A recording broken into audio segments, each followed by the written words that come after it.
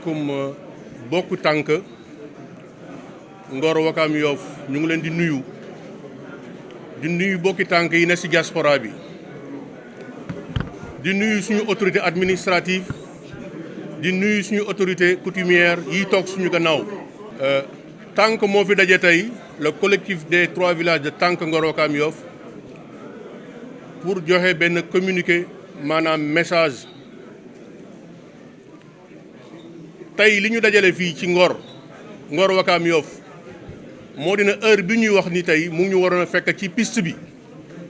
ndaxte moom la ñu déclaré woon pour def ko fa mais malheureusement dañu toog ba 7 heures démb ci ngoon le préfet nous a servi une note d'interdiction pour trouble à l'ordre public, risque de trouble à l'ordre public. bi ñu ko jotee aussi dafa am ñu def suñu mobilisation bu pare donc lii doon un plan B donc pour ñu mën a délivrer suñu message fii lii tax aussi ñu jàmm rek la ñuy doon woote ndaxte les nouvelles autorités yii fi nekk nëgër ni si interdiction manifestation war na ñàkk moo tax ñu bëgg yëkki suñu kàddu ñu dégg ko fi ñu jëm ci piste bi du lenn lu dul rek un site boo xam ne bii dañ ko réquisitionné woon ci suñu maam yi 4127 en 1943 site boobu tey moo ñu yëkki bi ñu fa demee gis ko ku ko gis xam ne jéggi na dayoo lii fi nekk ci lu jubul dafa bari ñu ne dañu war a def visite pour xool ko ak suñu population dem rek waxtaan fa xool ko neme ko war a dellu see xool nan la ñuy organiser woo pour que état bii fi nekk ñu mën a wax ak moom parce que état yii fi jaar donc dañu léser dañuy spolier loolu moo waroon ñu war fa dem enquête bi nag a été bien faite enquête bi def nañ ko bu baax ba wan ñu place bi ñu war a defee alors nu mu tuuti manifestation bi loolu bañ fa demee tamit démb jël nañu acte kii nga xamante ne moo doon diligente suñu enquête muy Gana Ngirane bu Wakam bi ko préfet bi ko commandant bi servir cette note là naroon na fa am moom ak jàppante yu bari moo waral bi ñu xëyee on a réfléchi ne le plan B nañ ko def fii te nag waxtaanaat suñu biir ndaxte fële kenn mënuñu fa tere dugg dinañ fa dugg xool def suñu constat te tamit interpeller leen pour ñu toog ñu régler ce problème là ndaxte état bu bees bi fi nekk loolu rek la ñuy xaar ci moom xaaruñu ci moom leneen lu dul lii nga xamante ne moo fi jàll muy doon loo xamante ne àq ak yelleef yu ñu xañ population bu mënta doon waxtu ma laa bu tànk bii dañu ne lii danañ ci xar suñu tànk tubéy ñoom nag bi ñuy ñëw ñun yëglu nañu bind nañ leen féliciter leen bind nañ leen wax leen li ñu daj ak li ñu gis pour que ñu recevoir ñu muy le 15 avril 2024 bii ñun dañu jàpp ne suñu déclaration yi ñu jox Ousmane Sonko ak le président Diomaye moo waral ñoom ñu def note de service du 29 avril pour interdire lépp mais à notre grande surprise aéroport ba la fa nekk interdire ñu fa dara terewuñu fa dara ku fa dugg sa xol day jeex li tax sax ñu bëgg a plan B bi moo di ne gis nañ ne tey bu ñu duggoon foofu boo sàgganee trouble à l'ordre public dana am ndaxte la ñu fa gis ay mool ak engins yoo xamante ne boo gisee ni ñu daggee ni ñuy xare ak ni ñuy moole bu ñu fa duggoon tey xol dana jeex ñun déjà démb bi ñu fa duggee suñu xol dafa jeex moo tax nag ñu war a replier wu repliement bi du lenn lu dul rek nañ ñu may ñu toogaat dans un bref délai ñu dugg ci piste bi ànd fa ak suñu kilifa ànd fa ak suñu autorité pour ñu def constat jëmeeluñu ko dara nag lu dul contribuer avec ce nouveau gouvernement fi mu wax ne fa la jëmee dëkk ba moom dafa ne jubal ak jubbanti communauté bi li ko intéressé mooy ñu jubbanti ce qui se passe dans cette communauté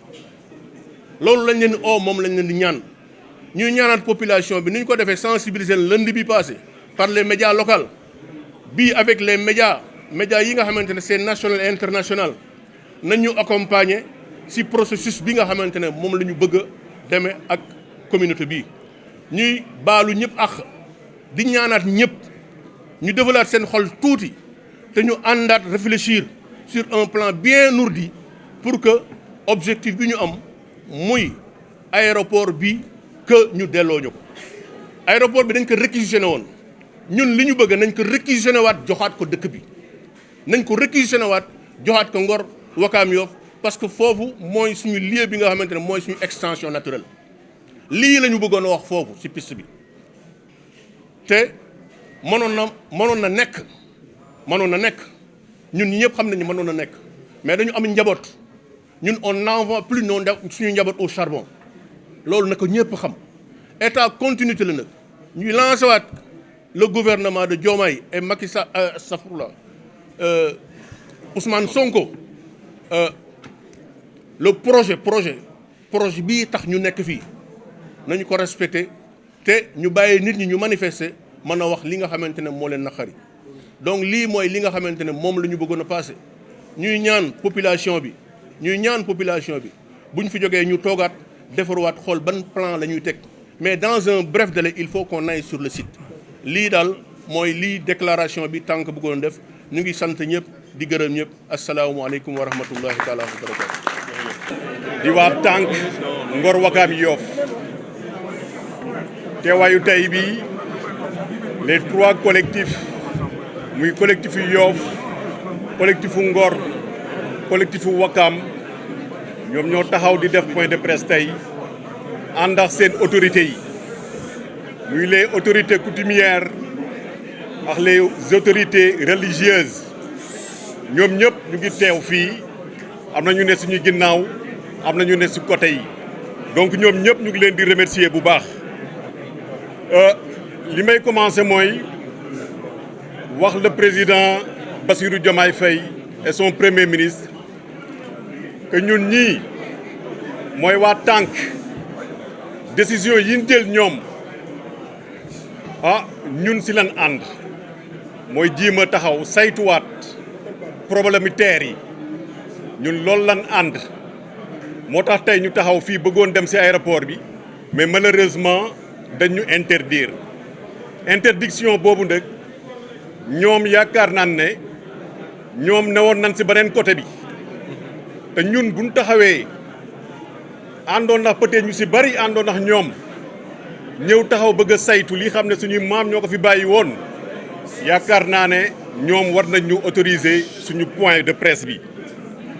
donc injustice bi xam ne moom la ñoom loolu la mas a laaj li am ci dëkk bi muy injustice bu doy waar boo xam ne moo am ci aéroport bi donc ñun mën nañ wax ne seen décision yi ñun lañ ko jëlal donc ñun ñooy les victimes de la spoliation des terres de l'aéroport ñun wax dëgg yàlla Ngor Wakaam Yoff ñooy victimes yi buñ xoolee le droit de préemption xam nañ ne ñun ñii ne ci côté bi wax dëgg yàlla ñun ñoo am droit dëkk fii ci aéroport bi te ñun dañ am ay réalité muy Ngor Wakaam Yoff di ñeneen ak ñeneen mais suñu yos lan xam parce que boo gisee muy Ngor di Wakaam di Yoff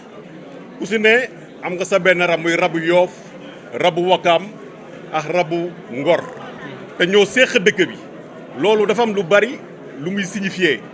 donc esprit yi ñun bëgguñu waxuñu ne duñ dem fende dina am suñuy mbokk ak suñuy frère suñuy baay suñuy doom ñoo xam ne dinañ génn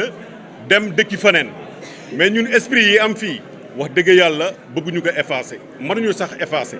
donc liñ bëgg mooy reste fii ci aéroport bi dund feex ñoom les esprits parce que c'est très important donc loolu wax dëgg yàlla luñ ci man ñun incha allah dinañ ko def donc vraiment muy Ngor di Wakaam di Yoff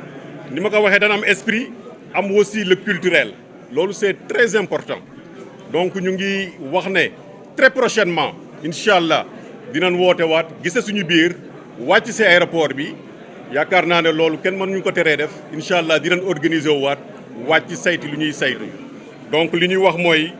comme ni ko suñu camarade bi waxee raka topp mag doom topp bàyyi ñu def wenn say buñ ko waxee mooy lu dëgër a dëgër ba xam ne kenn du ci mën a jaar donc loolu ñu ngi leen di remercier bépp di remercier presse bi di wax asalaamaaleykum wa rahmatullah. lii jàll na tey waaye du jàllat nañu jël seeni disposition yëpp xamante ne ñun caaxaanuñu mënuñoo dëkk aw askan di leen xoxatal di leen ñoxatal ay pendant des années loolu dala jeex Ousmane Sonko taxawaay bii mu amoon Ngor daf ci contribuer à 70%. injustice bii ñu teg ñetti dëkk yii moo tax waa Ngor dañu mer ànd ak moom fii la taxawoon ci commencement bi oote ne Cambérène Yoff Ngor Sénégal gépp nañu ànd ak waa Ngor taxawaay boobu nag la ñu am ba ñu continuer ak ñoom nii dañoo ànd ak ñoom si ñoom gat sa duñu si seet salaamaaleykum naka ñëpp yëg nag fii mu nekk nii aéroport bi bâtiment yi fa taxaw yëpp dañu bëgg ñu réquisitionné ka delloo ko askanu Tànka mu la benn ñaareel bi suuf si fa nekk ñu def état des lieux ñu toog ak askanu lébu ñu xool ñun soxlaawuñu fi mu nekk nii ñu yëkkati naan jox leen ju nangam déedéet dañoo toog ak ñoom carte sur la table ñu waxtaan ak ñoom ñu xool lan la ñoo jël moo la ñaareel bi. ñetteel bi nag message bi jeunesse bi la maa wax mag ñi seen wàll wéy na lii ñoo xeex nii pour ñun la gars yi mënoo ñoo jóge fële sa nanda foy ga am seen i dëkk ñëw fii di ñu fontoo mënu la nekka fii maa mujjee wax nag nañu bàyyi xel ne ba baax a baax Ngor Wakaam Yoff point stratégique la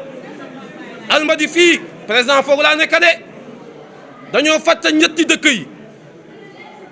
te ñii nekk si aéroport bi actuellement nii tant que ñun amuñu gain de cause ñoom du ñu am jàmm